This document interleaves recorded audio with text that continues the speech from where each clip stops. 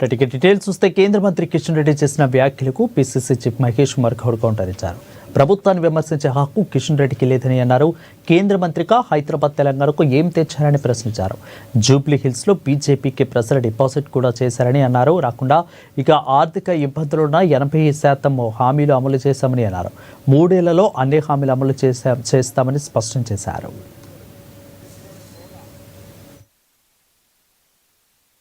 గౌరవ కిషన్ రెడ్డి గారు సికింద్రాబాద్ కి ప్రాతినిధ్యం వహించినప్పటికీ కూడా ఆయన తెలంగాణలో జరుగుతున్నటువంటి రాజకీయ పరిణామాలు కానీ అభివృద్ధి కానీ ఇక్కడ వేటి గురించి కూడా మాట్లాడే అర్హత వారికి లేదు.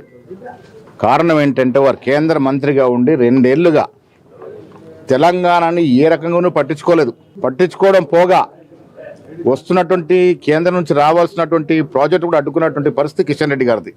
అది మెట్రో కావచ్చు, మూసీ నదికి ప్రక్షాళనకి నిధులు కావచ్చు, 4వ సిటీకి రావాల్సిన నిధులు కావచ్చు, ఇతరత్ర కార్యక్రమాలు ఏవైనా ఒక కేంద్ర మంత్రిగా తెలంగాణ నుంచి ప్రాతినిధ్యం వహిస్తూ తెలంగాణ మీద పెట్టాల్సినటువంటి శ్రద్ధ ప్రేమ పెట్టలేదు.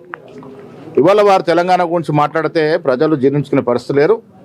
తెలంగాణలో కాంగ్రెస్ ప్రభుత్వం రేవంత్ రెడ్డి గారు ముఖ్యమంత్రిగా 2 సంవత్సరాల్లో అభివృద్ధితో పాటు సంక్షేమం ఇచ్చి ప్రజలతో శబాసి కొట్టించుకున్నాం. దాని కారణంగానే జూబ్లీహిల్స్ మేము గెలవడం, కిషన్ రెడ్డి గారి బీజేపీ పార్టీ డిపాజిట్ కోల్పోవడం జరిగింది. దీని అర్థం ఏంటంటే ప్రజలు స్పష్టత ఇచ్చారు. బీజేపీకి రాష్ట్రం గురించి మాట్లాడే అర్హత కానీ ఇక్కడ రాజకీయాలు చేసే పని కానీ లేదనే మాట.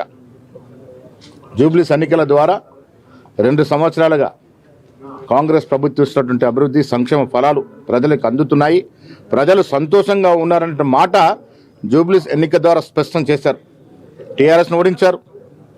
బీజేపీ పార్టీ కనీసం డిపాజిట్ ఇవ్వలేదంటే కిషన్ రెడ్డి గారు అందులోనూ వారి నియోజకవర్గంలో ఉన్నటువంటి అసెంబ్లీలో